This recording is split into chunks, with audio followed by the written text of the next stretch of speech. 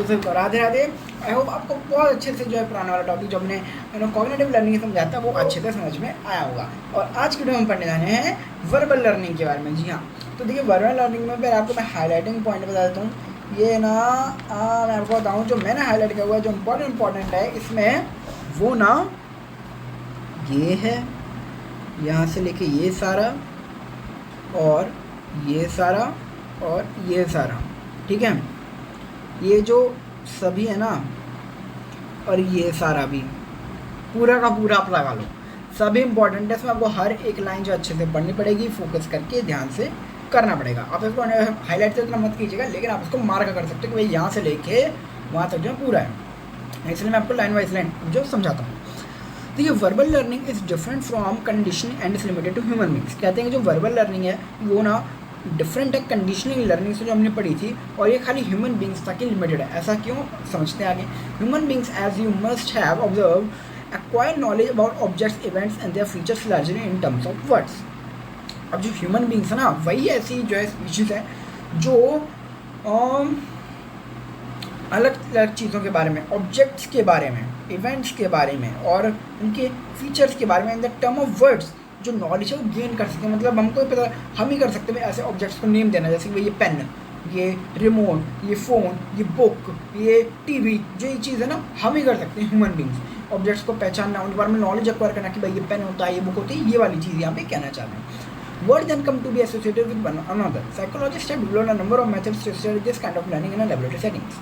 Psychologist ने कई सारे जो है मेथड्स बनाए हैं भाई इस टाइप ऑफ लर्निंग को लेबोरेटरी सेटिंग में पढ़ने के लिए, और हर एक मेथड जो है स्पेसिफिक टाइप ऑफ उसमें इन्वेस्टिगेट किया गया स्पेसिफिक टाइप ऑफ क्वेश्चंस के थ्रू, ठीक है। In the study of verbal learning psychologist variety of materials including nonsense syllabus, familiar words, unfamiliar words, ठीक है। अब आपको अरे ईशान भाई नॉनसेंस सिलेबस क्या है, कि सिलेबस नॉनसेंस है? अरे हमारा तो पूरा का पूरा सिलेबस ही नॉनसेंस है। अच्छा देखिए, नॉनसेंस सिलेबस मतलब इन्होंने देखो चार्ट भी दिया हुआ है यहाँ पे, वो बढ़िया दे रहा। नॉनसेंस सिलेबस मतलब कुछ ऐसे वर्ड्स जिनका कोई मीनिंग नहीं होता, कुछ गुड, लुफ, टुज, कुछ नहीं है इनका मीनिंग। और अनफैमिलियर वर्ड्स मतलब जो हमें मीनिंग जिनका नहीं पता, वर्ड्स तो ठीक है लेकिन हमको उसका मीनिंग नहीं पता। क्या आपने सुना है टेनर? क्या सुना है? वर्ब क्या सुना है? क्या किधरा सुना है? काइदरा नहीं सुना ना। पर फैमिलियर वर्ड्स कौन कौन से हो सकते हैं? बोट पता है यार, मीट पता है, फीट पता है, गोल पता है, नो पता है, बाल पता है, सोल पता है, फॉर्म पता है, जोक पता है, मेल पता है नहीं वर्ड्स। तो ये सारे वर्ड्स, ठीक है, नॉन सिलेबस यूज़ करते हैं, अनफैमिलियर वर्ड्स और फैमिलियर वर्ड्स, ये चीज़ जो है, ठीक है। ये मैंने आपको बता दी चार्ट में क्या होता है। अब देखिए क्या होता है कि हम सबसे पहले मेथड्स कुछ पढ़ने वाले हैं वर्बल लर्निंग की, उनको स्टडी करने के लिए। तो सबसे पहला तो आता है पेयर्ड एसोसिएट लर्निंग। सारा अंडरलाइन है, आपको लाइन बाय लाइन समझाने वाला हूँ। ये जो मेथड है ना सिमिलर है जो हमने एसएस कंडीशनिंग या स्टिमुलस रीजनिंग डॉग वाला कंडीशनिंग पढ़ी थी, उससे जो है वो लगभग सिमिलर है। It is used in learning some foreign language equivalent of mother tongues. अब इसको ना यूज़ किया जाता है कोई फॉरेन लैंग्वेज को सीखने में जो हमारे जो मातृभाषा मदर टंग है उससे रिलेटेड होती है थोड़ी बहुत, ठीक है। अब देखिए सपोज कीजिए कि मैं नया लैंग्वेज सीखना चाहता हूँ, ठीक है, इंग्लिश और ये फ्रेंच। मैं इंग्लिश जानता हूँ, ठीक है, और मेरे को फ्रेंच सीखनी है जो इससे रिलेट करती थोड़ी बहुत। सपोज कीजिए कि इंग्लिश में ये हमारे वर्ड्स लिखे हैं जो कि सही है भाई, मैन, वुमेन, हेलो, राधे, ठीक है, ये ठीक वर्ड्स हैं। अब और उसी तरह हमारे फ्रेंच वर्ड्स हैं। फ्रेंच मेरे को आती नहीं है, इसलिए मैं तो लाइक कुछ भी लिखा है, मतलब ये जो है ना इसको फ्रेंच में तो वो ऐसे ही लिखते हैं, ठीक है, इनको ऐसे ही लिखते हैं। अब गेस कर लीजिए, अब सोच लीजिए, ठीक है, सपोज कर लीजिए, तो अब ऐसे ही लिखते हैं। तो अब यहाँ पे अब हम पढ़ रहे थे पेयर्ड एसोसिएटेड लर्निंग। तो जो ये चीज़ होगी ना ये वाली, ये मेरे लिए होगा स्टिमुलस और ये मेरे लिए होगा रिस्पॉन्स। जी हाँ, यहाँ पे वही लिखा है, this method is similar to SS conditioning and SR learning. It is used in learning some foreign language equivalents of mother language. First a list of pair associates prepare, जैसे मैंने आपको लिस्ट बनाई दी है। The first word of the pair is used as the stimulus, मैंने आपको बताया वो स्टिमुलस है, and the second word as a response. Member of each pair में B from the same language और two different language, a list of words. ठीक है, the first member of the pair stimulus and nonsense syllables consistent and vowel. अच्छा, अब देखिए वहाँ पे ना मैंने सॉरी नॉनसेंस सिलेबस का मतलब आपको मैंने गलत बता दिया सॉरी सॉरी, इंसान से भी कभी कभार गलती हो ही जाती है। बहुत अच्छा पढ़ लिया है मैंने। देखिए नॉनसेंस सिलेबस मतलब वो वर्ड्स जिनमें वोवल प्लस कॉन्सोनेंट दोनों आते हैं। यहाँ पे लिखा हुआ है वोवल और कॉन्सोनेंट दोनों की दोनों ही जो इसमें आते हैं, वो हमारे जो होते हैं वो होते हैं हमारे नॉनसेंस वर्ड। ठीक है,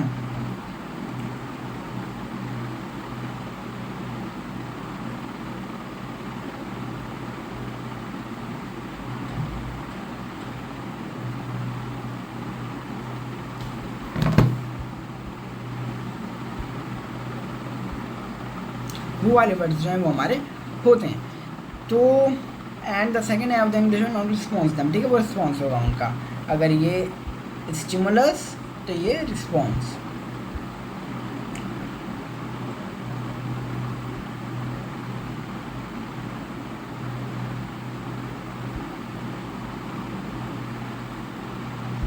and the learner first show the both stimulus response पे उसको पहले दोनों ही पूरी लिस्ट दिखाई जाएगी एंड और उनको रिमेंबर मतलब उसको याद करने के लिए बोला जाएगा। अब जब वो एक बार याद कर लेगा, ठीक है, तो उसके सामने जो स्टिमुलस वाले वो हमारी लिस्ट है उसको वो है दिखाई जाएगी। वही कह रहे हैं participants tries to give the correct answer. अब यहाँ पे जो उसका सही आंसर रिस्पॉन्स है वो जो हमारा पार्टिसिपेंट देने की कोशिश करेगा। अगर वो यहाँ पे फेल हो जाता है तो उसको एक और ट्रायल दिया जाएगा, ठीक है, और उसका ट्रायल होता रहेगा जब तक वो सही आंसर सारे दे नहीं देता। ठीक है, मतलब प्रॉपर उनका जो है वो यहाँ से यहाँ कन्वर्ट, यहाँ से यहाँ कन्वर्ट, यहाँ से यहाँ कन्वर्ट नहीं कर देता। ये स्टिमुलस है और ये रिस्पॉन्स है। तो सही जब तक आंसर सभी नहीं दे देता वो कंटिन्यू उसका ट्रायल रहेगा। ठीक है, अब सेकंड आती है हमारी सॉरी सीरियल लर्निंग में कुछ भी हो सकते हैं इसमें। नॉनसेंस सिलेबस भी हो सकता है, मोस्ट फैमिलियर भी हो सकता है और लीस्ट फैमिलियर भी हो सकता है, और इंटर रिलेटेड वर्ड्स भी हो सकते हैं। इसमें बस कुछ नहीं, इसमें ये है कि हमें एक लिस्ट दी जाएगी। सपोज कोई एक लिस्ट है, पहले नंबर पे आपका ये वर्ड है, सेकंड पे आपका ये वर्ड है, थर्ड पे आपका ये वर्ड है, फोर्थ में आपका ये वर्ड है, ठीक है, फ़ोन जो कि तो आपको एक लिस्ट दे दी जाएगी आपकी, एक लिस्ट है, ये पूरा एक आपकी लिस्ट है और आपको जो है इन चारों वर्ड्स को याद करना है। अब आपको इन चारों वर्ड्स को याद करना है तो सीरीज़ में क्या होता है, आपको ना इसी सीरीज़ में याद करना पड़ेगा। पहला बोट, दूसरा गोट, तीसरा पेन, चौथा फ़ोन। आपको ऐसे ही जो है वो याद करने पड़ेंगे, इनके अलावा आप कोई भी और मेथड यूज़ कर ही नहीं सकते। अब ये आपको आगे समझ में, ठीक है, तो क्या करना था, in the first item of the list in show. अब पहला आइटम तो हमको दिखा दिया जाता है, ठीक है, and the participant has to proceed to the second item if she fails to begin proceed item the second item, ठीक है, not this item become the stimulus. अच्छा, यहाँ पे जैसे हमने बता दिया था वहाँ पे तो स्टिमुलस और रिस्पॉन्स क्या होता है। यहाँ पे ना अब देखिए जैसे लिस्ट है तो अब इसको छोड़ो, आप ना ये लिस्ट ले लो, ये है लूट, टाइम, लैम्प, डियर, लायन, गोल। अब पहले हमने याद करा था, पहला नंबर का ये है, दूसरा ये है, तीसरा ये है, ठीक है। अरे वो ब्रश है क्या इसमें, ये इसको कम करो ना फिर। चौथा ये है, पांचवा ये है और छठा ये है, ठीक है। तो उसने पहला जो है वो हमारे लिए स्टिमुलस होगा, पहला जो हमें एग्जामिनर है ना वही बताएगा। फिर सेकंड हमने बता दिया, थर्ड हमने, अब सपोज हमने फोर्थ जो है वो नहीं बता पाए तो ये ना हमारा जो एग्जामिनर है वो बता देगा और ये हमारे लिए स्टिमुलस बन जाएगा, और जो ये होगा वो रिस्पॉन्स बन जाएगा, ठीक है। अब फिर उसके बाद जब हम इसका आंसर देंगे तो ये स्टिमुलस बन जाएगा और ये रिस्पॉन्स बन जाएगा। आया ना समझ में? ऐसे जो है वो सीरीज़ का खेल चलता है। अब हमारे पास नेक्स्ट जो है वो आती है फ्री रिकॉल। फ्री रिकॉल इसका बिल्कुल उल्टा है, बिल्कुल उल्टा पूरा का पूरा।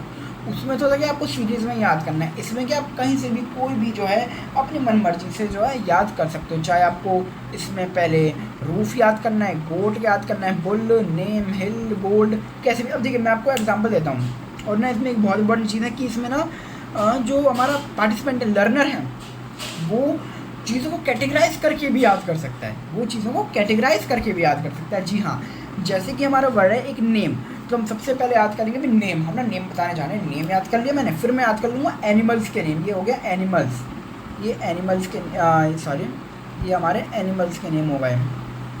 गॉट, बुल, ठीक है। फिर वो याद कर लेगा रूफ और गोल्ड, रूफ मिलती है ना गोल्ड वैसे, ठीक है, रूफ माइन बोलते हैं, गोल्ड बोलते हैं। तो इसको एक इन्होंने बना लिया, इसको एक बना लिया, हिल का अलग नेक्स्ट, ठीक है। तो काट देना उसको।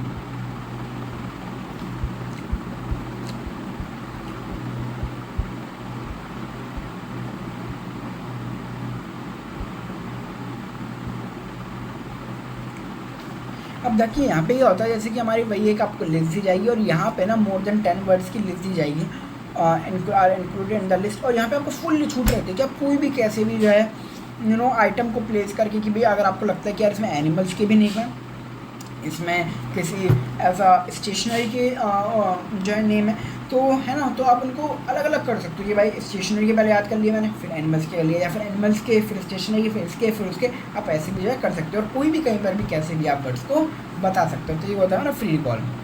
आई होप आपको जो टॉपिक है बहुत अच्छे से जो है वो समझ में आया होगा, और अगर आया तो इस वक्त पे इसको लाइक कर दीजिए और अपनी शेयर कर दीजिए फ्रेंड्स के साथ, और मेरे चैनल सब्सक्राइब कर दीजिए। एंड तब तक के लिए राधे राधे। नेक्स्ट वीडियो में हम पढ़ने वाले हैं determinants of verbal learning. Radhe Radhe.